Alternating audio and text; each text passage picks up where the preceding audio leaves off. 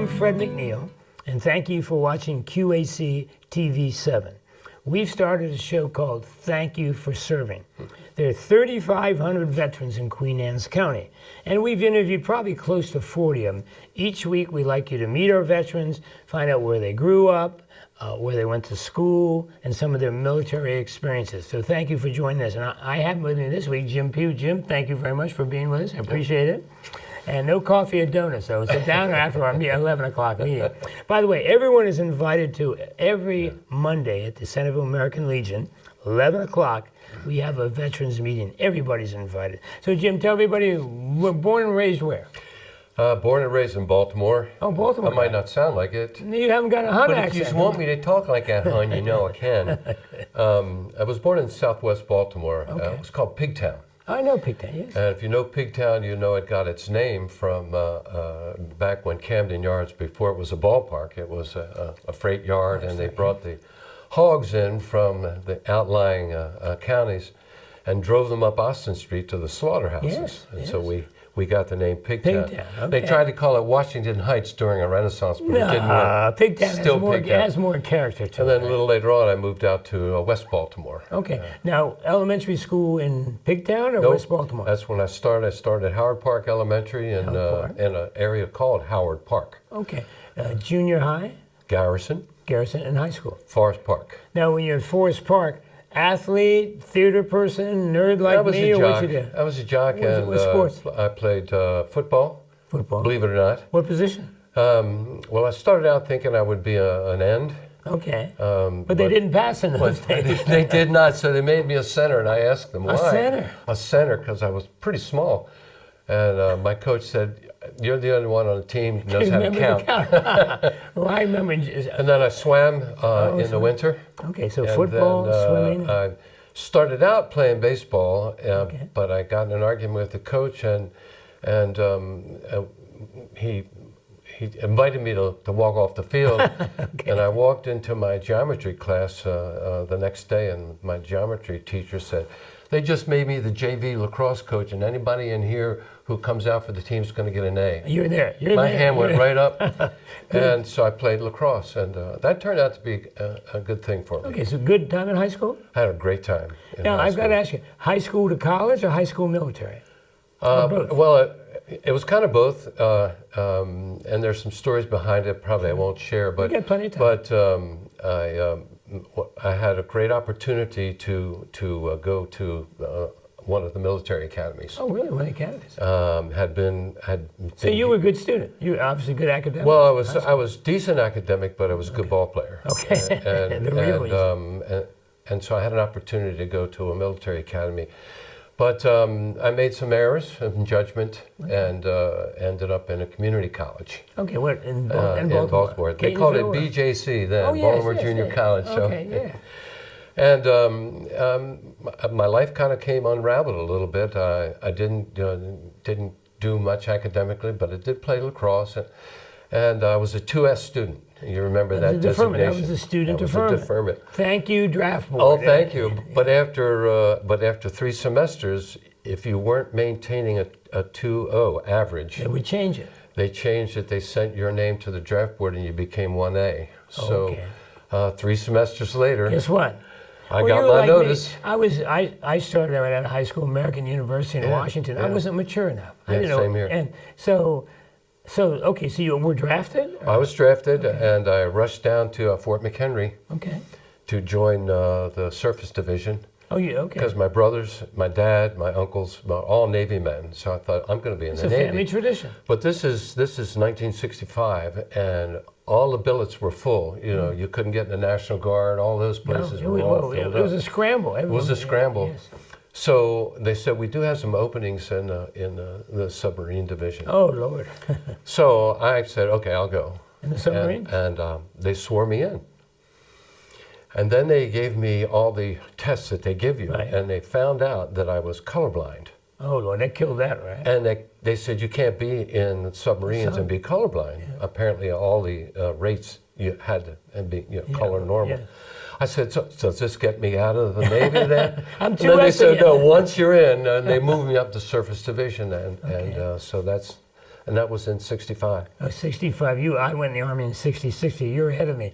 Basic training? Where? Basic training, Great Lakes. How was that? Good, bad experience? That was a good experience, Okay. and I began to get a taste of something bigger than me. Okay. You realize the world did not, the universe didn't get Right, right. Nothing like a drill sergeant or a chief petty officer. Nothing like it. You know, when you're young and rebellious, Oh, yes. you think you can take on anybody. Oh, no. But very soon, boot camp was the beginning of it, and then when I was billeted aboard the ship, the whole weight of the U.S. Navy came down on me. So you got through basic at the Great Lakes, I Yep. assume. Okay. Now, in the Army, we had advanced individual training. What did the Navy? What's the equivalent? Well, I took I went to Rhode Island to take a cruise on a destroyer escort, Okay. and I got fascinated by ship's navigation. Oh. And so I got out of there, and then I spent a year before I went on active duty. I spent a year going to school right here in Baltimore. Learning Fort McHenry, navigation. Ship's navigation. Okay. In the Navy, that's the rate is quartermaster. Quartermaster. In the Now, Army, that's supply. I know nothing. Is this celestial navigation or is this machine? Or, Well, back then, they didn't have celestial Okay. navigation. They had something called LORAN, long-range radar navigation, and charts, and we would take readings and things like that. you could do that longitude, latitude? I could then. I don't remember anything now. We might find a way in the parking lot. And book after book that you went and saw where you were. And Was that difficult? Sounds it tough was to me. it was certainly challenging, but it kept me going. You It got the kept my brain mind going. working. Okay. Yeah. 'cause How there long were- was that school? That school was about 6 months. Oh, so it was a lengthy school. I went, but I only went twice a month. Oh, twice Because a month. I was on active reserve before I went Oh, on you're doing active this in the duty. reserves. Yeah, Okay, I see. yeah. Okay. So you're being trained in navigation. And then they put me aboard a ship. Now, is that still in the reserves or are you active then? Well, no, I was active then. After that, I went aboard in November of '66. 66. So in '65, in November of '66, I went aboard the USS BOXER. Oh, no, what was tell us about- LPH-4 was the designation. No, what type of ship is That it? means it was a World War II Essex class carrier, which was the Oh, this is an aircraft carrier. rectangular deck. Back the old Yeah, ones you see in old- all the old movies. Now they're different. And it was an Essex class, they called it. Okay. But by the time I got aboard, it became the LPH designation stood for Landing Platform Helicopter. Oh, so it became a So we helicopter carried thing. helicopters and a battalion of Marines Oh, wow. and all their equipment. And we had with us in our ship's company a destroyer, an oiler, So a you're part of supply a fleet. ship, You're and part a of a fleet. submarine, Oh, wow. and our aircraft carrier. Oh, And they call us a BLT. Bacon, lettuce, and tomato. Well, that's what I thought, but I'm sure the designation has changed. But the designation meant Battalion Landing Team. Oh, so you're moving So these we Marines. could go anywhere, and our immediate sphere of influence was the Caribbean and the North Atlantic. Okay. But we could go anywhere In the world. in the world and drop a battalion of Marines via by helicopter into a hot landing zone, or to relieve another one, or to establish a beachhead. How was to an Army guy, you know nothing about ship duty? Yeah. How was ship duty? Food, living quarters. Food was etc.? great. Like we said, 3 square meals and a cot to sleep in. Did you take turns in the cot? Navy guys always tell me you had a warm cot. Or is Not that for us, not for us, but we had aboard ship, the ship's crew was close to 3,000. Oh, And then we'd have a battalion of Marines on board with us. That's a small And city. it was a small city. And I probably only got to know maybe 150 guys. You worked within your Because navigation you worked crew. within your navigation division. And, Now, what was daily? Was it a 9 to 5? How did that work? Well, it was really an 8-hour day, but everybody in our ship, in the Navy anyway, we all stood watches. Okay. We stood watches on the So quarterdeck. that means navigation duty plus. Plus watch. Well, that's part of navigation. Oh, okay. Navigation ships, the helm. So we manned the helm. We manned something called the EOT, which is engine order telegraph. You know, you see that machine off all ahead full. Yeah. Oh, yeah. That. Oh, That that's separate great guy stuff. for that. Yeah. Then you had a quartermaster on the bridge who's recording everything. you were the actually on the captain said bridge? every day Oh, wow. when we're at sea. when we're not at sea, we're manning, the chart room. We're catching up on all the new techniques and equipment. We stand quarterdeck watch, people coming and going off the ship. So a lot of keeping a variety. log. That'd be cool. It was. And Now, what were you then? E1, E2, E3? I was. By the time I got aboard, I was in E2. E2. After I got out of school, I got my up to E2.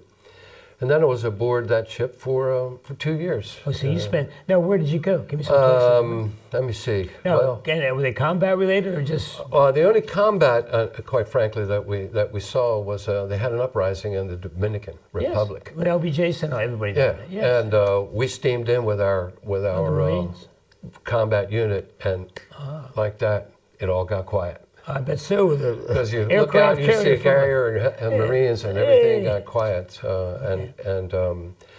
I went aboard just as our ship had returned from Vietnam, and we took the first air cav over there in early '65, and I went aboard in late '66 or late '65. So we saw action in North Atlantic. We did a NATO cruise with the Australians. Oh, that would have been. You would drank a lot of beer. I'm telling you, I didn't know what Foster's was. Foster's Lager until I met those guys. My wife's Australian. She will appreciate it. Now, where would you? Okay, you went to the Dominican. Yeah, don't worry. Yeah, we were down South America. We were in North Atlantic. It was so cold on our cruise with the NATO group in North Atlantic that. Now you were up like in Iceland, Greenland, Denmark? Above that, almost up. to the Arctic, in that whole area up there, and you couldn't touch any metal. It was frozen Because your fingers would stick to it. That's how cold it was. Now, were the seas as tough as they look in the movies? They were. They were tough. They were cold. It was miserable. Tough. It was now, miserable. how of all the places you went? So you've been in the Dominican Republic. Yep, South America, Caracas. Where would you go? Like into Chile, or where'd you go? I went down to Venezuela, down into Caracas. We got some time there. We went to Gitmo on a shakedown cruise. We had been in Boston Shipyard for about 2 months, getting some rigging done. Yeah. And can I tell you a little bit about that? Please. We were in South Boston in the shipyards. It's where my family's from, so be careful now. Oh no, I love Boston, but not for other reasons. Our ship, a 900-foot long aircraft carrier, we came into a dry dock. And you wouldn't believe it, they come into a dry dock and they slide these big, almost like caisson-looking things up against the hull of the ship on all sides, and then they drain it. So there's 30,000-ton, 900-foot aircraft carrier sitting dry, and you could go down and walk underneath it. It that would have been a treat. The propellers, 4 props, 30 feet in diameter. These are huge. It was an amazing experience. Now, just again, an Army guy not knowing, when you're in dry dock, do you again 8-hour day? You get to see Boston. Same thing. I mean, could you get off the ship and go? Oh, you could. Yeah. And you stand watches. There's 3 shifts, and you stand watches. So you're on the 8 to 4, 4 to 8, and Now, let's go back to the NATO stuff. Where was your favorite, besides it being cold and rough seas? Any protocols that were good? I think for me, we went on a cruise. Well, it wasn't a cruise. We went to St. Thomas. Oh, wow. Virgin Islands. Yes. We had come back from that might have been the shakedown cruise. We had come back from that. We went to St. Thomas, and I'd never been to any place tropical. Beautiful, and right? it was on the other side. I think it's called Magus Bay. We came in on one side and moored because there was no place we could anchor or moor to the pier. Just so big. And we went over to Magus Bay, and we were, putting a mask on, snorkeling, and beautiful. I've never seen anything like that. Yeah, crystal clear water. Crystal clear water. So we had a great time there, and then we went over to, left there, and we were going to Jamaica. Oh. And I don't feel sorry for you anymore. This is good no, stuff. well, this is a quick story. Okay. We went to Jamaica, and as we were coming to Jamaica, to Kingston, Martin Luther King was assassinated. Oh, 68. 68. And we had been out for sea for about 45 days, and we were all anxious to go ashore. Yeah. But the news had reached Kingston, and for some of us, it was news to us. Yeah. And the piers were lined with people with pitchforks and rakes and all kinds of stuff, angry at what had happened. And so we couldn't You had to stay on ship. And so we went around to the other side of Kingston, which was another port, which I wish I could remember, but my brain. And we were able to go ashore, take our delivery boats and But go the ashore. people were so upset in But the Jamaica. people were so upset. It was so. 68 was a terrible It was year. so tense on board our ship that they put Marines guarding all of the arsenals that we have on a ship. You know, any Well, the aircraft carrier African-American ship is a sailors were floating ticked. bomb. You know, Oh, you yes, got all yes. kinds of weaponry on there. Terrible time in the country. Montego Bay, that's what Montego it was. Bay, okay. And now Montego Bay is a huge resort Oh, area. everybody's down Then there. it was a beach. Nothing. You're spoiled. Well, 65, So, 68, yes. We enjoyed that, but those are the kind of things that happen aboard ships, you know. Never done. Now, one thing again for us Army guys, you have your own movie theaters, obviously your own cafeterias, your own PXs. Everything is a city on float. Well, it is. float It is. But when you have a battalion of Marines, it gets real crowded. And, I bet it does. and Is there a natural rivalry on a ship? well, there is, of course, and I'm glad you brought that up because aboard our ship, almost every night we had something called smokers. What is And the ship, you know, you have a flight deck, and right below that is a hangar deck. Right. And it's just this big cavernous area Where you keep where you the keep all aircraft. the aircraft and stuff.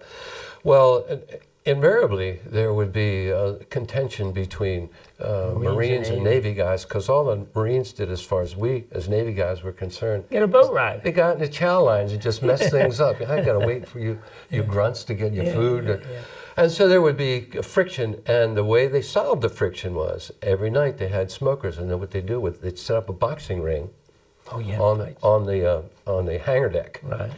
And if you had a beef, you got in the ring with whoever you had a beef with, and usually the bosun mates would be the referee, and they put 16-ounce gloves on. Oh, heavy as a rock. And you know, they look like I'm going to beat the crap out of you. You swing for less than a minute, and you can't get your hands up. And these were three-minute rounds. I never heard they did that. Hardly anybody ever went that long. No way. And if you were lasted by the end of it, you were just hanging on to each other. But that's so it was a great good way to take the animosity out of the situation. It was a great way to do it. Okay, so you're on the aircraft carrier for 2 years. Yep. Then what did they do with it?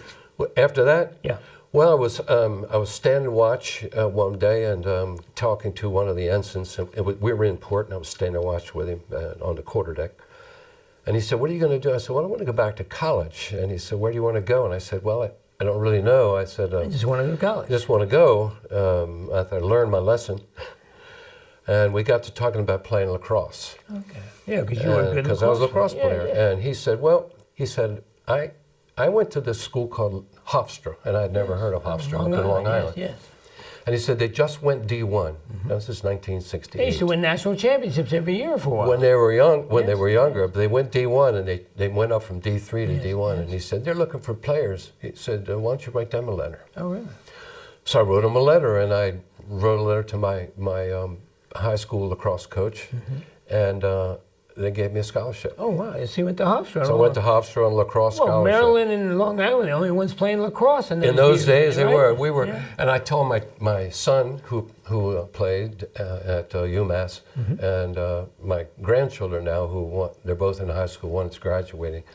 I said, I played lacrosse back in the day when they were Iron Men and wooden sticks. Yeah, and the helmets. And the helmets were the ridiculous looking. And now they have like race car helmets, those old leather ones or whatever they are. But it's great, like most sports, it's a great fraternity. I'm still friends with the guys I played lacrosse with. Those of us are still on two legs walking around. Okay. Now, Hofstra, you touched upon it. Were they, for years, didn't they win the Division II every year? They were pretty good. Yes. Yeah, they really were. And so much so that they went in to play D1 ball. And then, we learned that, the big leagues. The big boys, we're playing Army, Navy, Virginia, Maryland, Princeton, Yale. The best on the East Coast. But it was so much fun. And I got to see so many beautiful schools. Oh, yeah, for the games. For the games. So what were you majoring in college? Well, I began as a phys ed major. Okay. I thought I'd be a music major, but because I grew up in a musical family, and I wanted to be like my brother, but I didn't have what he had and the rest of them had. Yeah. And I was a good ball player. I thought I'd be a phys ed, but that didn't work. So I'm sitting in Hofstra, and I thought I'd take this easy course. It was called the Philosophy of Love. Oh, Lord. So I took This is the 60s. This is the 60s, 19, and I said, hey, I'm a veteran. I'm 23 years old. I know all about love, baby. So I sat in the class. Philosophy of Love. And the professor came in, who ended up being my mentor, so you know where I'm going with this.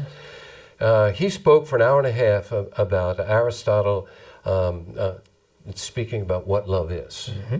And no one had ever spoken to me in that way in my life. Those terms, yeah. And, you know, to use the terminology back then, it blew my mind. Oh, I bet it did. I went out, and 3 minutes before the class was over, he said, but Schopenhauer, who's another German philosopher, said, love is really this. Yeah.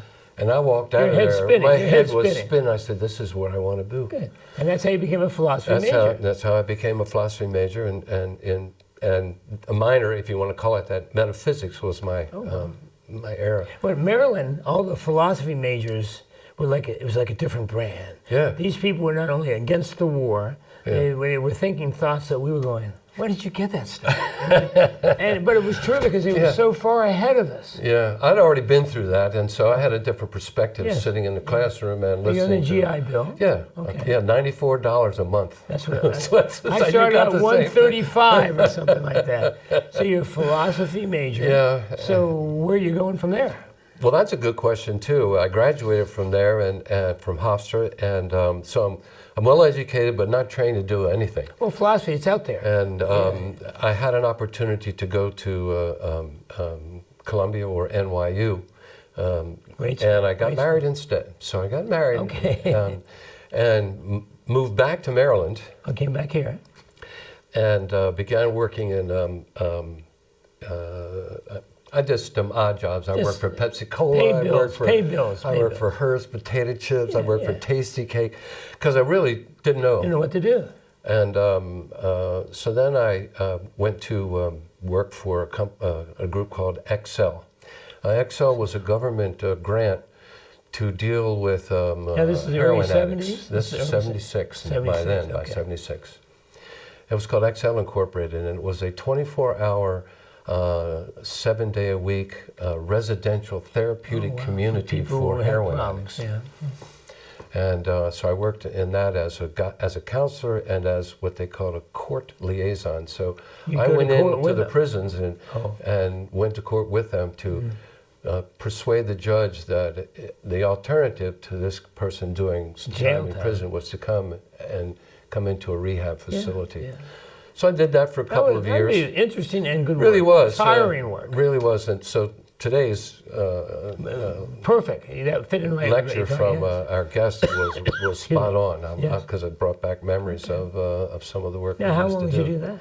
Did that for a couple of years, and then transitioned. You're married. I'm married now. I've got a daughter. Then I transitioned from that into the Baltimore City school system. Public school system. Public school system as a guidance counselor. Oh, wow. But I worked in the jail school. Oh. The Baltimore City school system had a school in the Baltimore City jail. I ran the alternative high school and middle school in this county. We were outside of jail, but believe me, I think some of the teachers and students belonged in jail, but that's another story. Well, the ones I dealt with were in jail, and it was held in the Women's Detention Center, and they brought inmates from the city jail through a tunnel into the women's side, and we had regular classrooms with history and geography and a diagnostic. Get them their high school diploma. Well, that was the whole plan, because many of these people were going to be in there a long time, and we wanted to put IEPs, remember those packages together, educational plans, so it would follow them through the system. So I did that for a couple of years. Oh, that would have been interesting. And very interesting. And then they moved me to a junior high school. Oh, so you went from kind of but you're all in the public. You're in the system. Yeah. It was up in what school? It was Glendale, but it was really up in Irvington. Okay, I know. Another different setting, but you're a counselor. Yes, they are. Yes, they are. Different setting, same kind of folks. Okay. So that was I did a lot of that, and just kind of stumbled around. And did you stay in education? How many years was this? Well, the story with that is I did not. They did not renew my contract for the For following various year. reasons, yeah. You know, because I went in as, I think it was probationary. I didn't have a teaching degree. Oh, yeah. So I got out of there, I went to work for a construction company for a while. I moved down to Anne Arundel County, and did that for a while. Then got involved in the restaurant business. Started as a bartender. Really? What restaurant? Reardon's. Oh, Reardon, You my know favorite place. Your Mike Reardon. Mike Reardon. Well, Mike Reardon and those guys, you know, Mike Swift and Jim Deckman, they all owned that, and then they opened up another one next door called Griffin's. Yes, I remember that. So I worked for both of them for a Okay. couple of years. Then I used to go to the 9 o'clock mass at the Naval Academy Chapel. okay, yeah. Then my mother would come down from Bethesda to have steak and eggs cooked by Mike Reardon. There you go. Yeah, it was Yeah. great. I was in heaven. I did that for a number of years, and while I was there, one of the general managers said to me, you know, are you interested in management? And I said, yeah. I said, I don't want to be a bartender all my life. So he was leaving and going to the Smithsonian to become the liaison between the food service at the Smithsonian Institute Interesting. and the Smithsonian. Oh, very good. So I went over and interviewed and went to work for a company called DAKA, Dining and Kitchen Administration. Okay. And I became a manager of, you're going to laugh when I tell you this, I worked in the Museum of American History. Oh, really? And back in those days, in in DC. DC. Yes. And I don't know My if it's- favorite gift shop. No, you get dream catchers. They sell dream Oh, catchers. they do. in this- They do. Well, I was there and working as a manager. They had what they called a working exhibit. They had an ice cream parlor, an 1890s ice cream parlor in the Museum of American History that actually made ice cream by sodas the old and type of- little yeah, sandwich. So I did that for almost a year, but I was getting tired of the commute and no place to park. Anne Arundel County to D.C. That was tough in It those was, days. and I was living in Smyrna Park. Yeah, So, a long story short again, one of the guys I worked with, he went over, because the same company got the contract for the food service at Gallaudet University, sure, great which is a school. school for Yes, the deaf, yes, if you yes. know that. That's a sign for deaf, by the way. Okay. I just read an article in the Post. Do you remember the Gallaudet years when the students all rebelled? I was there. Oh, they did not appoint Yeah. a president. I was there. Oh, you were there? I was there. So Students were let me- ticked. Let me get right into that. Yes, go. So I went there and I interviewed, because one of my friends who was a chef went over there to become that. So I interviewed with the director over there, and he said, this is a tough school. He said, the students are unrest, they've got some issues. Yes. And he said to me, he said, do you think you can handle this? And I said, listen, I said, I was a Vietnam vet. I lived in New York for 10 years. I think I can said, handle all I Gallaudet." want to know is, do you have a parking place I don't have to pay for? He said, yeah. Having been a native Washingtonian, I know what you did. So we were there at exactly that time, and it was, amazing time. I have a big picture at home. They went on the steps of the Capitol Yes, and they did. protested, and it Yes. was, they had their fists up, deaf president now. Yeah, and they won. They won. They won. What they did with us, they drove buses and blocked all of the entrances to Gallaudet, which is a beautiful Yes, campus oasis in DC. in an urban Yes, setting, yes, yes. if you will.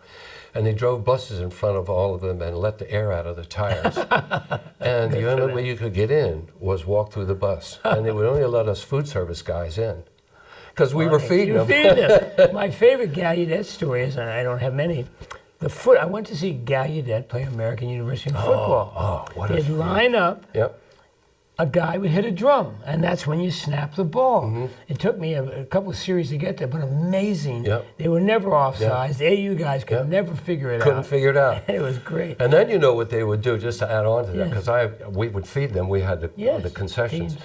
They would do that for 3 or 4 series of downs. And switch it. bang the drum, and then they would bang the drum, Nobody would do and it. nobody would move, and the opposition would come across. They'd be getting 5 yards. It was one of going the down greatest field. games, because no one went, it was the game. I was walking on the Yeah, Gallaudet yeah. side. It was just like amazing. These kids were just like, Their motto back then was, we can do anything a hearing person can do. and good for them. And it should good be. for them. So how long did you stay at Gallaudet? I was there 5 years. And what happened after Gallaudet? Went to, transitioned over to back into the restaurant business. Okay. Went to work for TGI Fridays. Yes. And worked for them for some years. And then while I was working with them, I began to reconnect. I had worked for years in the church that I was serving as I was a MYF, Methodist Youth Fellowship guy. When I moved from Severna Park area, I moved out to Carroll County. I began to feel that calling, that urging in my life. You want to get involved more and become a more minister. and more in the church, so I was working at Fridays. I started working at Fridays in I can't think of it. Anne County? Yeah, no, it's in North Baltimore County, the mall out there. Yeah, I can't think of the name. Sorry, I'm an old man. No, I have the senior moments. Oh, did And then I got transferred to Columbia, so I managed the Columbia, and then moved to I was moved to Westminster, and then got that call. You went to school full time to be a minister? Then I went to seminary. Which one? Wesley Theological Seminary. AU? Which one? Right, it abuts AU. Yeah, that's where I grew up. Yeah. Great school. Great school. Great school. And I was working full time, and had divorced, and I had two boys, a boy and a girl, working full time and going to school full time, and then they gave me a church. Oh wow! What was your part time, and that was in Jessup. Which was familiar to me because I used to go down to the cut and interview people down at Jessup Detention Center. And I did that for a little bit of time, and then I stepped back because my children were in high school. I stepped back from seminary and from the church and finished doing what I needed to do for my children. Sure. And then I went back to seminary to finish up, and then went into ministry. How long were you in? How long did you have a church? How long were you? Well, first time I had a church for about a year and a half, and then I said I wasn't doing anybody any good because I was pulling in too many directions. So when I finally went back into it, I've been serving churches now for 20 years, and I just retired again. Oh, so you retired from Kentucky? Where were you? I retired the first time in 2016. I was in what they call the Baltimore-Washington Conference of the United Methodist Church, and I served churches in Westminster area, and then in Montgomery County, Laytonsville, over that way. Sure. And then I retired in 2016. How'd you get over here? Well, I retired, and I wanted to live near my children, but let's just be honest, preachers don't make a lot of money. Like teachers. I wasn't living in Severna Park. So I came over here, and one of the young men that my son grew up with, and we all were family friends together, and got me a place over here that was affordable for me in Queens Landing. Queens Landing. Okay, perfect. And so that's how I got over here. Which is great. Now I apologize. Believe it or not, our time that's the quickest 30 minutes of your life. No, everyone I interview says, "Fred, come on, it's been 5 minutes." Yeah. But so now full-time grandparent. Parent? Oh, grandparent. I remarried 5 years ago. My beautiful wife, Ann, who I met. Very nice. She's going to speak to our group. And she's going to speak to your group. I've got grandsons. One's going to NC State in the fall. Yes. And my other grandson will be a sophomore at Severna Park High School. Her two boys. One is out in the West. He wants to be a cowboy. All right, why not? He's going to school for it out there. So you go to school. Life is good. Life is good. I've been blessed more than I deserve. Well, the veteran groups, you did a fantastic job when you gave us a lecture on chaplains. Yeah. And did a super job when you played the harmonica and taught us about it. Look, I do apologize. Our time is up. Okay? My pleasure. Thank you for inviting me. We'll get you come back another time. I'll come back another time, sure. My name's Fred McNeil. Our time's up. Thank you for your time. We're going to see you next time on QAC TV 7.